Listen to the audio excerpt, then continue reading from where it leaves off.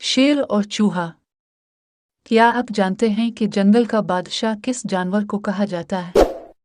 बिल्कुल, शेर को जंगल का बादशाह कहा जाता है।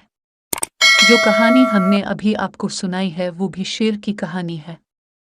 एक दिन एक शेर ने जंगल से एक जानवर का शिकार किया और उसका गोश्त खा लिया।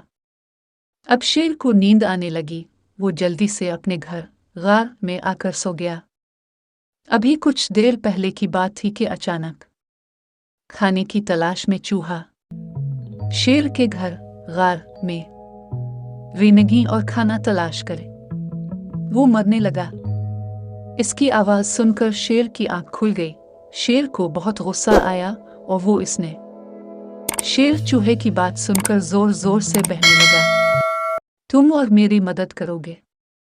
अपने आप को देख। और मुझे लपककर चूहे को पकड़ लिया और गुस्सा से कहा, तुम मेरे घर में मेरी इजाजत के बगैर कैसे आए? अब मैं तुम्हें खा जाऊंगा। अब तो चूहे को अपनी मौत बिल्कुल सामने नजर आने लगी, लेकिन वो घबराया नहीं, बल्कि इसने शेर से कहा कि मुझसे गलती हो गई, मुझे माफ कर दो, हो सकता है मैं भी कभी तुम्हारी काम आऊं।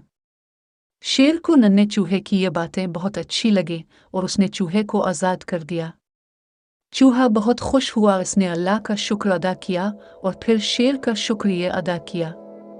वालों को फरोख्त कर सकी। चूहे ने कहा, देखो, किसी के छोटा होने की वजह से किसी को हकीर और कमतर नहीं समझना चाहिए।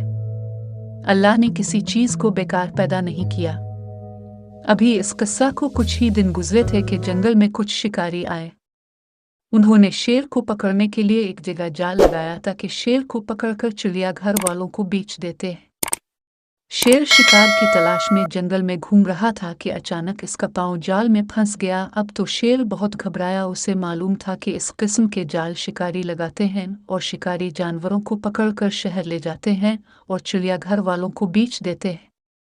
शेर ने अल्लाह से दुआ मांगनी शुरू की। अल्लाह ने इसकी दुआ कबूल की।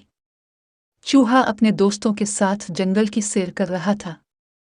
अचानक इसकी नज़र शेर पर पड़ी। इसने शेर को पहचान लिया कि ये वही शेर है जिसने इस पर एहसान किया। आपको तो मालूम ही होगा कि चूहे के दांत छुरी की तरह तेज होते हैं। चूहे ने अपने दोस्तों के साथ मिलकर पूरा जाल कतर दिया और शेर को जाल से निजात मिली। फिर चूहे ने शेर से कहा कि मैंने तुमसे कहा था कि कभी किसी को हकीर व कमतर बेकार अनहैन समझना चाहिए। शेर को भी ये बात समझ में आ गई। इसने चूहे का शुक्रिया अदा किया और अल्लाह ताला का शुक्र अदा किया कि इसने चूहे के जरिए एक बहुत बड़ी मुसीबत से इसे बचा लिया।